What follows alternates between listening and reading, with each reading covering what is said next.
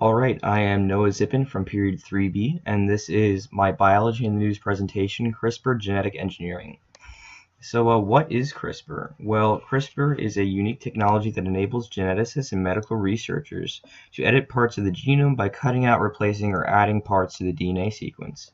So right now, it is the simplest and most versatile method of genetic manipulation, and is therefore making headlines all over the world of science today. So why did I choose CRISPR? Well, obviously the word engineering stuck out to me because I enjoy engineering, but that is kind of a judge a book by its cover instance. Well, also because of its real-world application. It is truly biology in the news, and it's all over the place in the world of science. So that's pretty cool to watch it unfold. So how does it? So basically in my research, I studied the mechanism behind how the CRISPR system works. So it basically consists of two key molecules that change or mutate the DNA. One of those is the Cas9 enzyme. These act as basically a pair of molecular scissors, and they can cut the two DNA strands at a specific location in the genome so that the bits of DNA can be added or removed. And there's also guide RNA, and basically they are designed to find and bind to a specific sequence in the DNA. So it uses RNA bases that are complementary to those of the targeted DNA sequence, and basically that guides the Cas9 enzyme to a specific location in the DNA. So what scientists can do is they can create synthetic guide RNA with a specific DNA sequence, and then they can cut DNA at a specific location in that way. So here we have a little slide picture thing of how the CRISPR mechanism works. So this is the yellow part is the targeted sequence of the DNA, and the guide RNA has its complementary base pairs and binds to the target sequence, and then the Cas9 enzyme binds to the guide RNA and then cuts it at the specific location, and then after that scientists can introduce a change in the DNA. So what are the next steps for CRISPR? Well, scientists want to take the Cas9 a step further and mutate it into the Cas9D10A, which has only nigase, which is the enzyme that allows the DNA to unwind, and that means that it only cuts one DNA strand instead of both like the Cas9, and does not activate NHEJ, which is non-homologous end joining, so that's basically the repair of both strands. Instead, when provided with a homologous repair template, the DNA repairs are conducted via more precise HDR, which is homology-directed repair. So it only repairs the one DNA side, so it's more efficient and more accurate. So what's the application or social significance in the world of today? Well, basically, it covers the entire spectrum of biology itself. It can go anywhere from curing genetic disease like cystic fibrosis, sickle cell anemia, to agriculture. You can make drought-resistant crops, or I know police dogs. You can make more muscular police dogs. I mean, you can even create a designer baby if you want your kid to have blonde hair and blue eyes.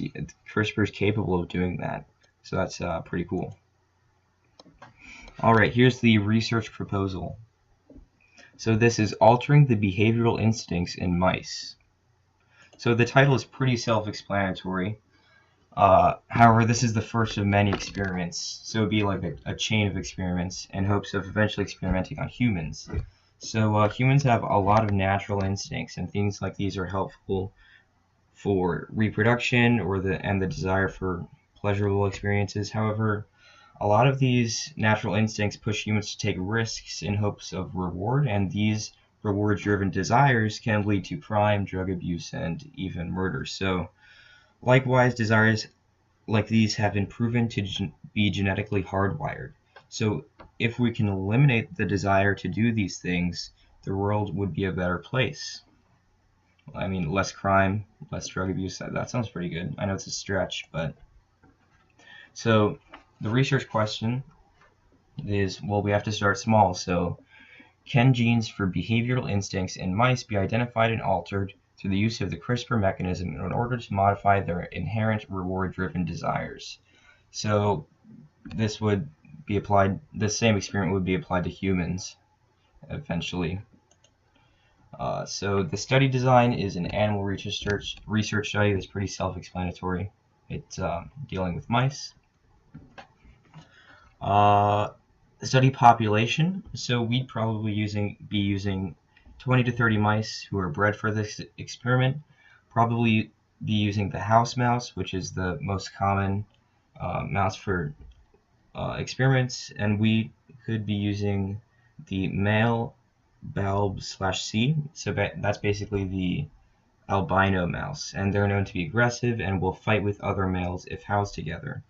So they also have a long reproductive lifespan, so that can be useful for the test. So genetically engineered mice will be engineered to be less aggressive, and in that way we can modify their behavioral instincts. So for data analysis, we'd have a control group of non-genetically modified mice, and then we'd have another group of genetically modified mice, and we'd observe their behavior, like sexual desires or aggressiveness towards others. So we'd have a study period of 2 to 3 weeks just to not allow the mice to grow, and then we can conduct our research. Participants of the experiment would be bioengineers to conduct the CRISPR mechanism, psychologists to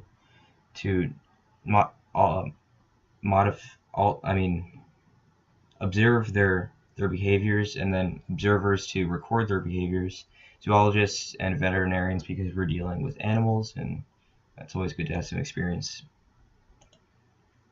Resources, well, there's an unknown budget, but we need lab mice, food for mice, place for the mice to live, and then the tools necessary for genetic engineering. So that's kind of self-explanatory. And all of this research proposal, I haven't seen anything like it. So I mean, I'm sure someone has thought of it because everyone's thinking about CRISPR right now. But it can be done. And here are references I used for the research proposal. So that about sums up my biology news report, and that is CRISPR genetic engineering. Bye.